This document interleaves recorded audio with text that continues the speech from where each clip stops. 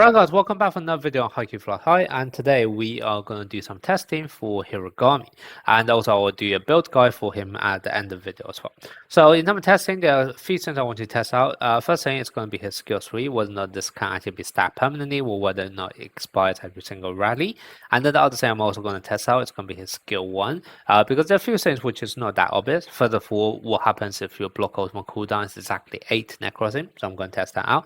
And then the other thing I'm also going to test out is that when is this applied, how long does it last for, and also whether or not this will still be available or active if you actually sub him off. Okay, so those are all the things I'm going to test out. Now, in terms of testing, what I'm going to do is I'm going to use it for my Suki. And the way I have built my Suki is that I'll have an attack build for him. And what that basically means is that his block cooldown is actually going to reduce by 4 net crossing. All right, you can see here, block system cooldown is going to reduce by 4 net crossing. So normally it's going to be 12 net crossing. However, because I'll have him at attack build, it's going to reduce by 4. So it will be 8 net crossing exactly. And that's kind of why we'll then be able to see whether or not Hirugami's effect can actually apply to him. Okay, so yeah, so let's just go straight into it and I will show you guys.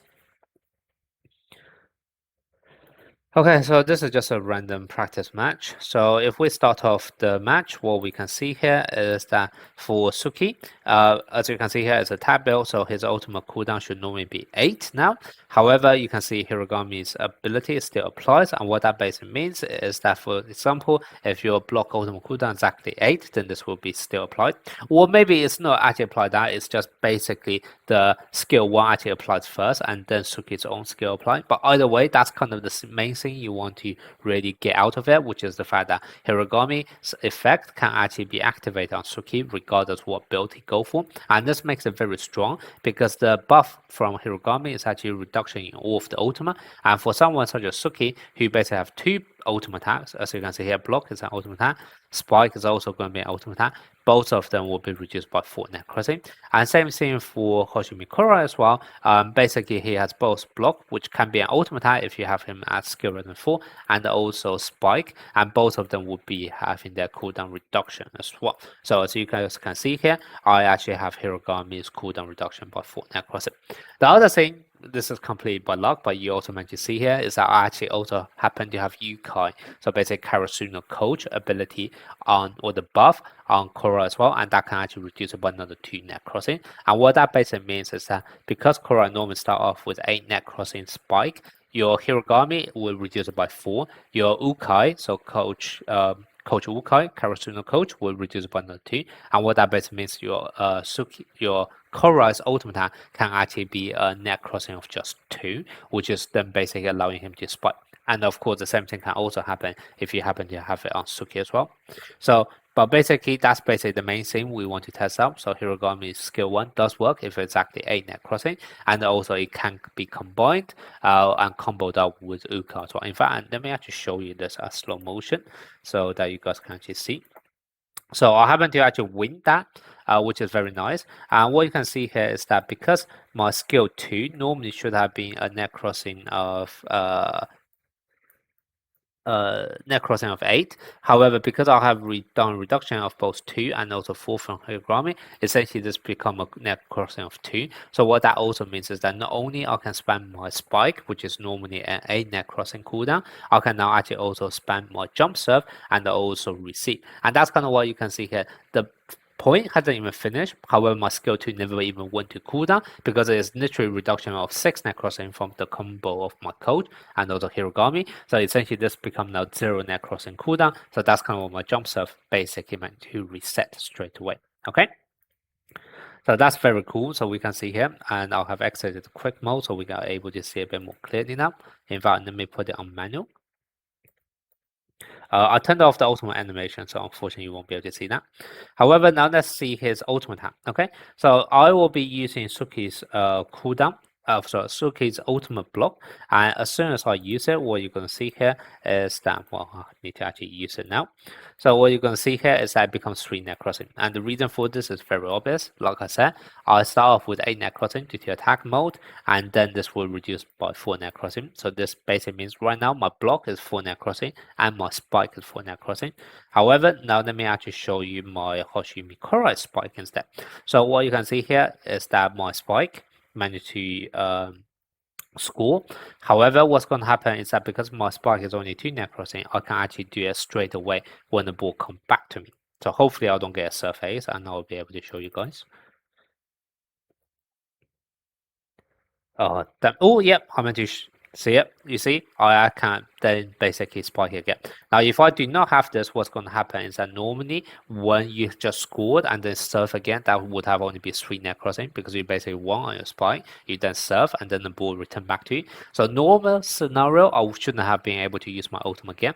However, because of this combination of both Ukai and also Hirugami, I'm actually able to use again, which is very nice.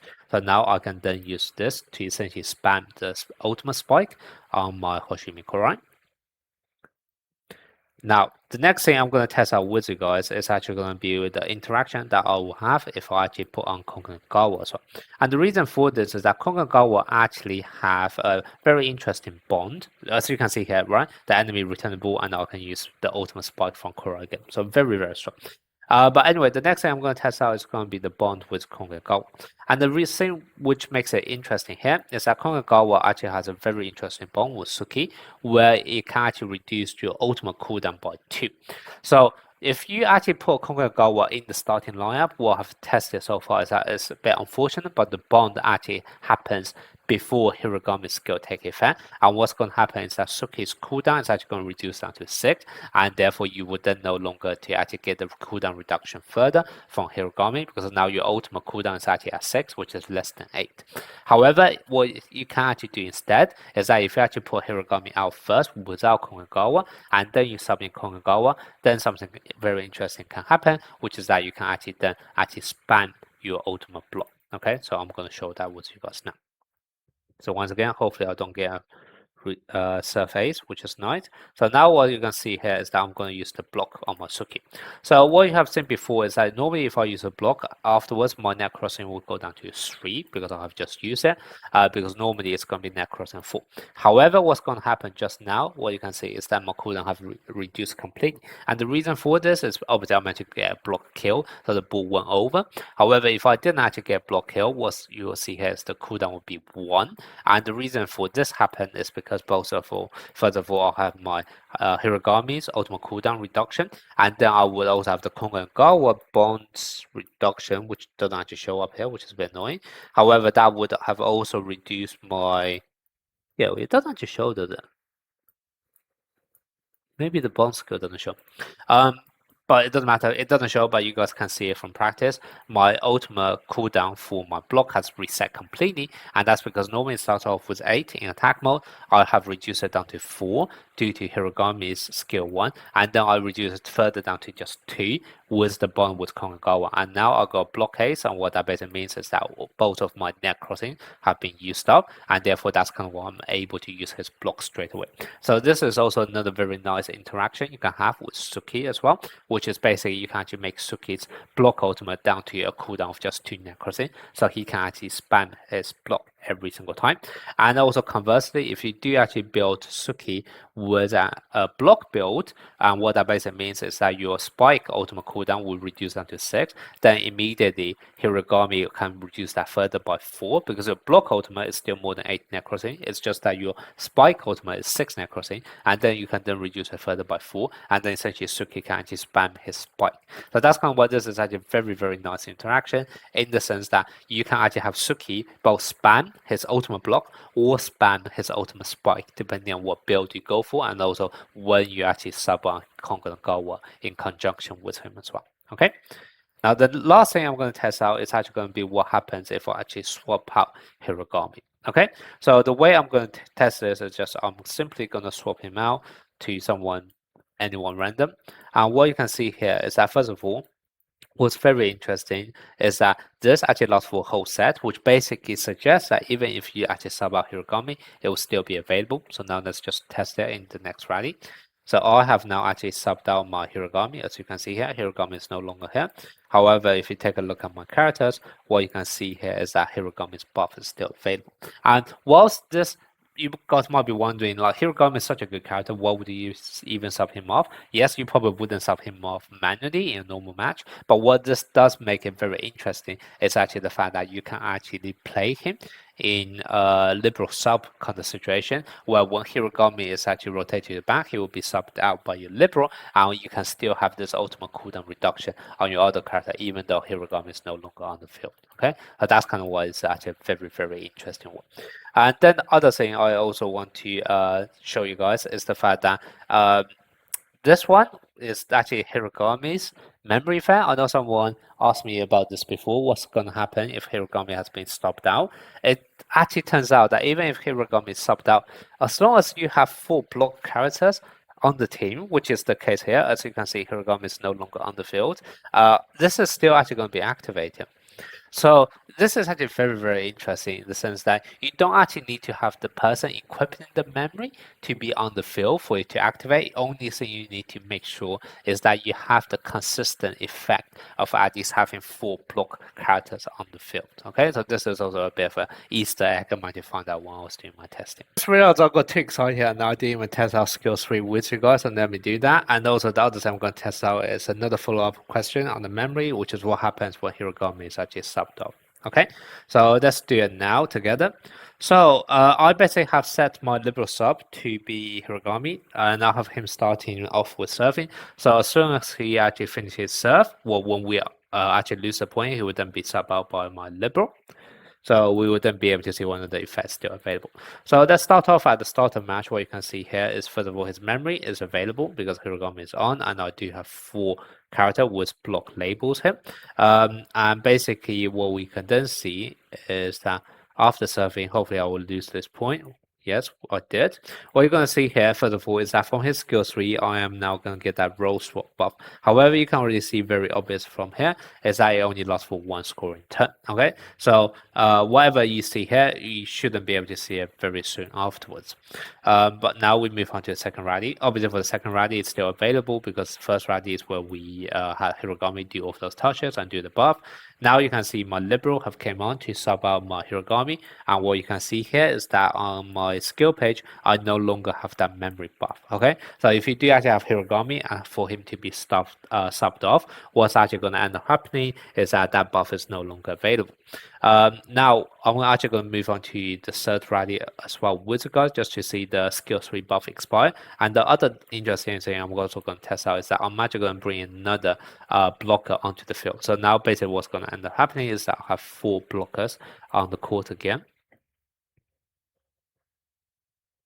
And remember what I've shown you earlier, it seems like as long as Hirugami with the equipper of that memory has been on the field, it will still be activated even if that person then leaves the field, as long as you have 4 characters with the block label on the field, on the court. And that's what you can see here again. I have managed to bring in my Korean, so basically I have 4 character with block label, and you can see here the memory is available again even though Hirugami is not on the field, so that just validate that point again. And also you can see the roll swap buff is no longer available, and that just show you the skill 3 from Hirugami basically expires every single rally.